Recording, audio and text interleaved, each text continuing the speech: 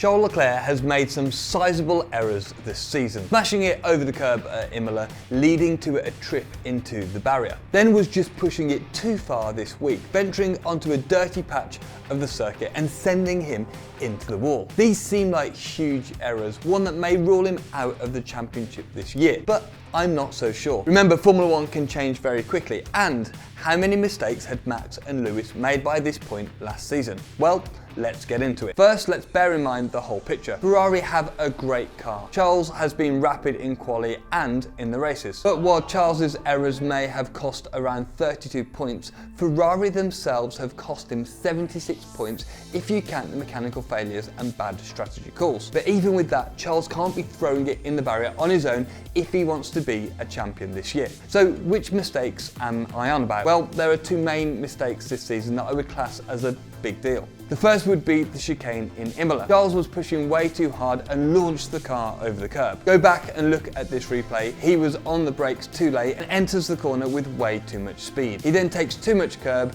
leading to the plank hitting the sausage curb and pirouetting the Ferrari into the wall. A slam dunk driver mistake. He was in third at the time, but it sent him down to 8th. The final result was 7th, but that cost him 7 points. And in a championship where two drivers have pretty equal cars, that is a lot. Then there is the mistake in France. Verstappen had put incredible pressure on Charles and neither had made any mistakes. So Verstappen boxed to overtake with Charles staying out. To avoid the undercut, Leclerc was pushing so hard and went off at turn 11. The double right-hander. Now, this is a really difficult corner. I've been lucky enough to drive a few Formula 1 cars around this circuit, and they present a unique challenge as they take so much speed through that double right. The main challenge about this corner is just how long it is and the fact that it tightens up on the exit. The front tyres are loaded for a very long time, and Charles was pushing, so they would have been really hot at this point. Then there is the exit. The corner tightens up, so you push the car as wide as you can in the mid-corner because it gains you time on the exit. And that's what Charles took too far. He went into the corner too hot. So with all the weight already on the nose of the car, you can't really brake harder to avoid going wide. You'll just lose the rear of the car. But Charles still ran wide, and as soon as he got on the dirty part of the track, he was always going to end up in the barrier. A really tough corner, but quite a simple driving mistake. And Charles said this to the press: "I was thinking too much and I lost the rear of the car. It's been a very difficult weekend for me. I struggled a lot with the balance of the car. I like oversteery cars, but when it's warm like this, it's very difficult to be consistent, and I made a mistake at the wrong moment." This is where Charles is really good. Fair play to him for being so upfront about this. It's hard to take 100% responsibility for a mistake like that. And it's clear that Charles does like an oversteery car. But what exactly does that mean? Well, it's kind of similar to Verstappen actually,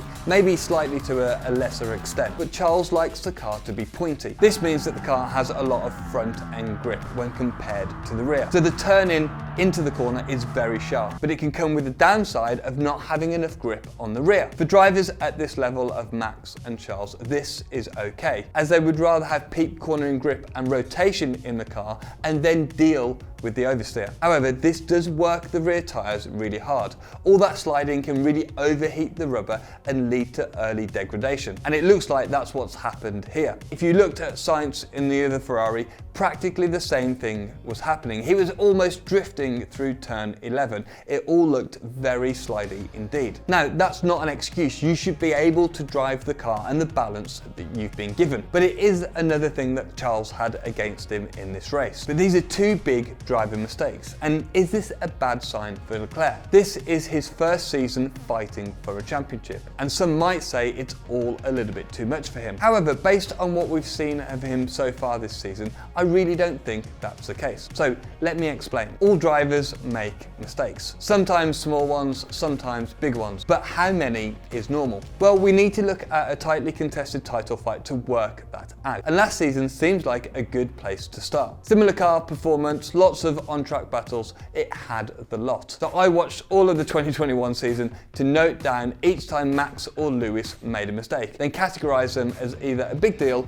or a minor mistake. Then we can have a better view as to how Charles is doing this season. So here's what I got. Charles so far has 2 big deal incidents, France and Imola. And we're 12 rounds into the 2022 season, so just over halfway through this year. But when you look back at Hamilton and Verstappen last year, there are lots of mistakes. Now, I don't want to be sparking any arguments here, so the Monza Turn 1 incident and the Silverstone Copse crash go down as mistakes for both drivers. For Max, we then have Portugal, where a simple driving mistake let Hamilton through into the lead. Then in small mistakes, there's the Turn 4 overtake in Bahrain that got disallowed, so he ventured wide and had to give up the place. Then France at Turn 1, where he went in too hot and let Hamilton through. And the mistake on that qualifying lap in Saudi, damaging the car and giving Hamilton pole. So to be fair, mostly smaller mistakes that a lot of the time were around other cars. But he wasn't completely faultless last season, and neither was Hamilton. The big one was at Imola. Hamilton went to overtake George Russell under blue flags in the wet. He pushed it too far and went sliding off into the barrier, which, to be fair to him, he recovered to P2. But still, it was a rare mistake for Lewis. Then the brake magic incident in Azerbaijan,